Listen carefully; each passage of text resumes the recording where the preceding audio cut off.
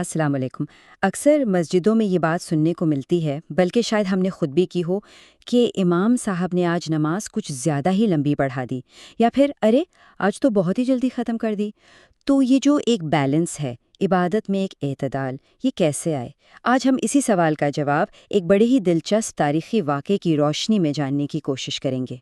तो सवाल ये है, नमाज कितनी लंबी होनी चाहिए, कितनी मुख्तसर, और ख़ास तौर पर जब जमात के साथ अदा की जा रही हो। इसका बेहतरीन जवाब हमें कहीं और से नहीं बल्कि सीधा सुन्नत नबवी सल्लल्लाहु अलैहि वसल्लम से मिलता है। चलें इस वाक़े की तरफ चलते हैं जिसने इस मामले में हमारे लिए एक ज़बरदस्त उसूल कायम कर दिया।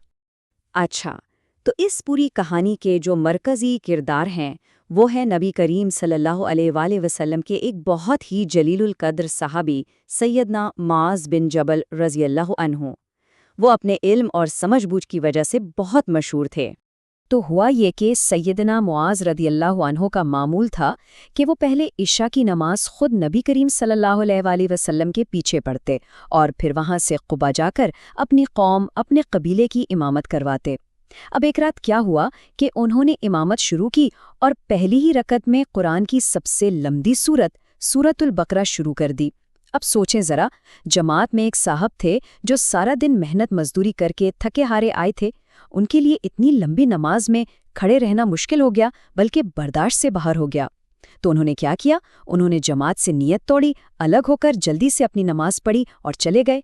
अब जैसे ही नमाज खत्म हुई, कुछ लोगों ने उन पर तानाजनी शुरू कर दी कि भाई ये कैसा आदमी है, जमात छोड़कर चला गया, ये तो मुनाफिकत की निशानी है। जब ये बात उन साहब तक पहुंची तो वो परेशान हो गए और अपना मामला साफ करने के लिए सीधा नबी करीम सल्लल्लाहु अलैहि वसल्लम की खिदमत में हाजिर हो गए। तो अब मामला पहुंच गया था सबसे बड़ी अदालत में, उस हस्ती के पास जिनका हर फैसला, हर लफ्ज़ कानून का दर्जा रखता है। नबी करीम सल्लल्लाहु अलैहि वसल्लम ने सैयदना मुआज़ को बुलवाया और फिर इन दोनों के दरमियान जो बातचीत हुई वो क़यामत तक के लिए इमामत करने वालों के लिए एक सुनहरी उसूल बन गई। नबी करीम सल्लल्लाहु अलैहि वसल्लम ने सैयदना मुआज़ को देखा और बड़े ही ख़ास अंदाज में उनसे ये सवाल पूछा, जिसमें एक तरह की शफ़क़त भी थी और एक सख्त तंबीह भी। आप सल्लल्लाहु अलैहि वसल्लम ने फरमाया, ए मुआज़, क्या तुम लोगों को आजमाइश में डालना चाहते हो? क्या तुम फितना बनना चाहते हो? अब यह फितना का मतलब समझना बहुत ज़रूरी है। इसका मतलब है लोगों के लिए दीन में, इबादत में ऐसी मुश्किल पैदा कर देना कि वो उससे भागने लगें। ये एक बहुत बहुत बड़ा सवाल था जो दरअसल एक इमाम की सबसे बड़ी जिम्मेदारी की तरफ इशारा कर रहा था। और बस इसी एक सवाल और जवाब से इमामत का वो बुनियादी उसूल निकल आया जिसकी हम बात कर रहे हैं, यानी एतदाल का उसूल, मियाना रवी का उसूल। ये वही वस्तैती है जो इस्लाम की खूबसूरती है, उसकी रूह है। नबी करीम सल्लल्लाहु अलैहि वसल्लम ने यहाँ एक बहुत वाज़ेह फ़र्क समझा दिया। देखें, जब कोई अकेले नमाज पढ़ रहा है तो वो जितनी चाहे लंबी पढ़े, वो रात भर क़याम करे, ये उसका और अल्लाह का मामला है। लेकिन जैसे ही वो इमाम के मुसल्ले पर खड़ा होता है ना, तो अब ये सिर्फ उसकी ज़ाती इबादत नहीं रही, अब ये एक इज्तिमाई जिम्मेदारी बन गई है। अब उसे अपने पीछे खड़े हर एक शख्स का ख्याल रखना है। इमामत सिर्फ कुरान पढ़ने और रुकू सजदे करवाने का नाम नहीं है, ये लोगों की खिदमत है।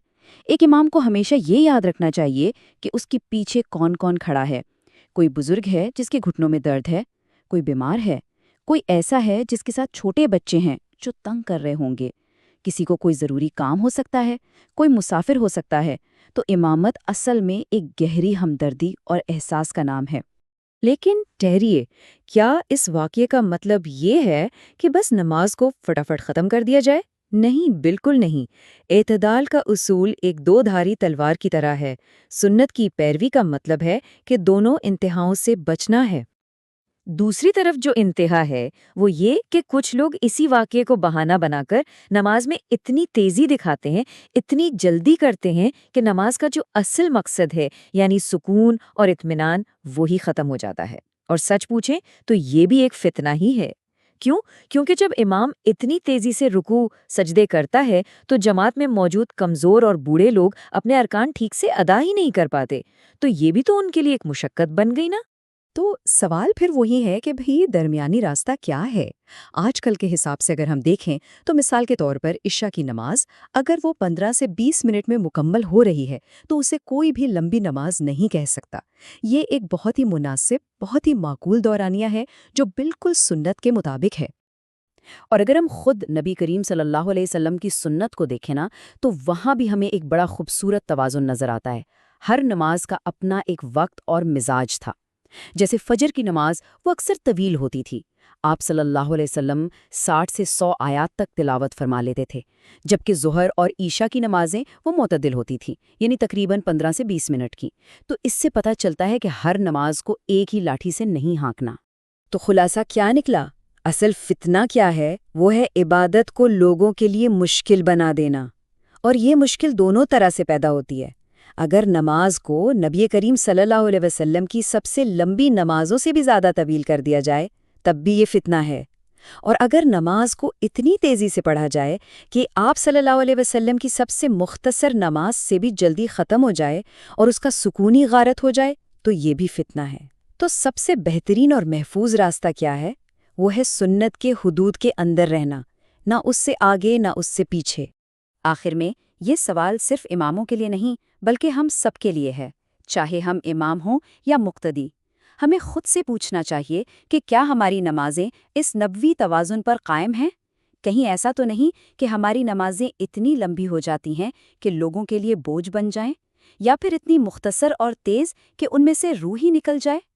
اپنی انفرادی اور اجتماعی عبادت میں اس خوبصورت اعتدال کو تلاش کرنا اور قائم رکھنا، یہ ہم سب کی مشترکہ ذمہ داری ہے۔